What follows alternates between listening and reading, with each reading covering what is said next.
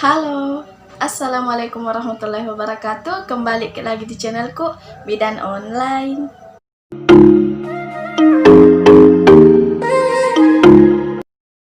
Kali ini kita akan membahas tentang jenis-jenis alat kontrasepsi atau alat KB. Untuk yang belum subscribe, silahkan untuk klik tombol subscribe dan aktifkan notifikasi atau tombol lonceng, karena masih ada banyak hal yang akan saya bahas di video selanjutnya. Jadi jangan sampai ketinggalan, Moms. Terima kasih. Oke, Moms. KB atau singkatan dari keluarga berencana adalah gerakan untuk membentuk keluarga yang sehat dan sejahtera dengan cara menunda kelahiran atau memberi jarak antara persalinan pertama dan persalinan selanjutnya. Untuk ikut dalam program keluarga berencana ini, yaitu dengan cara menggunakan alat kontrasepsi atau alat KB, di mana alat kontrasepsi ini memiliki beberapa macam metode. Kita akan jelaskan satu persatu, oke? Di mana di antaranya ada yang pertama metode kontrasepsi sederhana, kemudian yang kedua metode kontrasepsi hormonal, yang ketiga metode kontrasepsi dengan alat, dan yang keempat adalah metode kontrasepsi mantap. Dan saya akan menjelaskan satu persatu, oke? Yang pertama, metode kontrasepsi sederhana. Metode ini terbagi menjadi dua, yaitu yang pertama metode kontrasepsi sederhana tanpa alat dan metode kontrasepsi sederhana dengan alat. Metode kontrasepsi tanpa alat biasa juga disebut dengan KB alami. Metode ini terdiri dari beberapa. Yang pertama adalah MAL atau metode amenorelaktasi. Kenapa? Karena menyusui secara eksklusif itu bisa menghambat terjadinya ovulasi sehingga mencegah terjadinya kehamilan.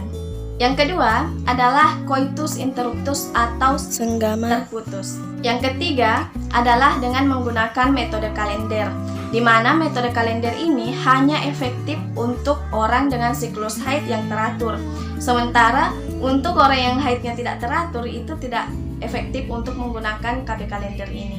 Yang keempat adalah metode lendir cervix, di mana ini ditandai dengan masa subur dengan adanya pengeluaran lendir yang berwarna bening, kemudian seperti putih telur, yang biasanya didapatkan setelah mengalami menstruasi. Yang kelima adalah metode suhu basal tubuh, di mana ini ditandai atau masa subur itu ditandai dengan terjadinya perubahan suhu tubuh yang dilakukan dengan cara mengukur suhu tubuh dengan menggunakan termometer.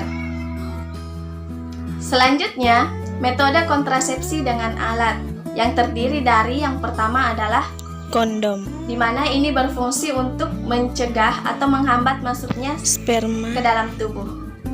Yang kedua adalah diafragma. Diafragma ini terbuat dari bahan karet yang berbentuk kubah yang dipasang pada mulut rahim. Yang ketiga adalah cup cervix, di mana cup cervix ini menyerupai diafragma tapi ukurannya lebih kecil. Kemudian untuk penggunaan cup cervix ini biasanya digunakan bersamaan dengan spermisida. Yang keempat adalah penggunaan spermisida.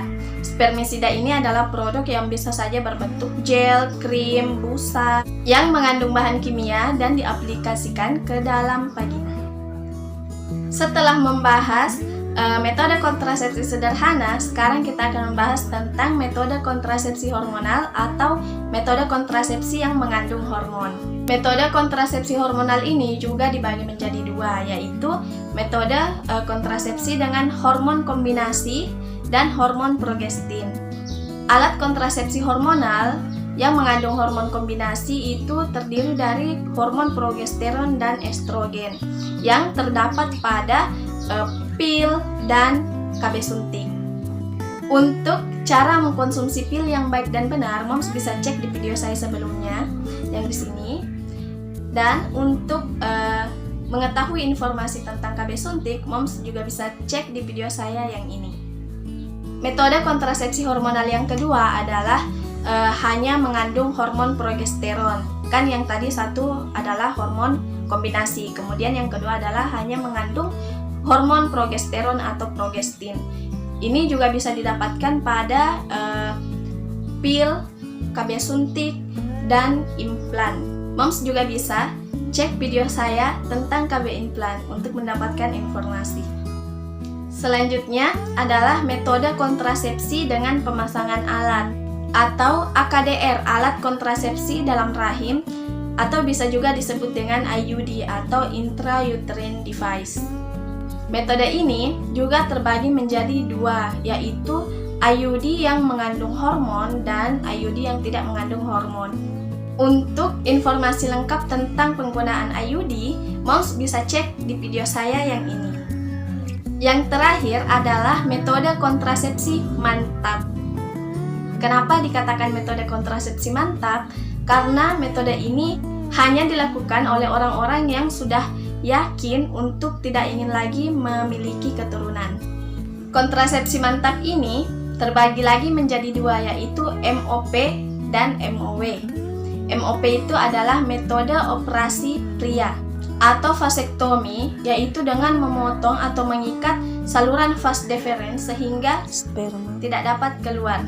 Sementara MOW itu adalah metode operasi wanita atau tubektomi yang dilakukan dengan cara memotong atau mengikat saluran tuba atau tuba fallopi sehingga sel telur dan Sperma. tidak dapat bertemu. Oke Moms, sekian dulu video dari saya.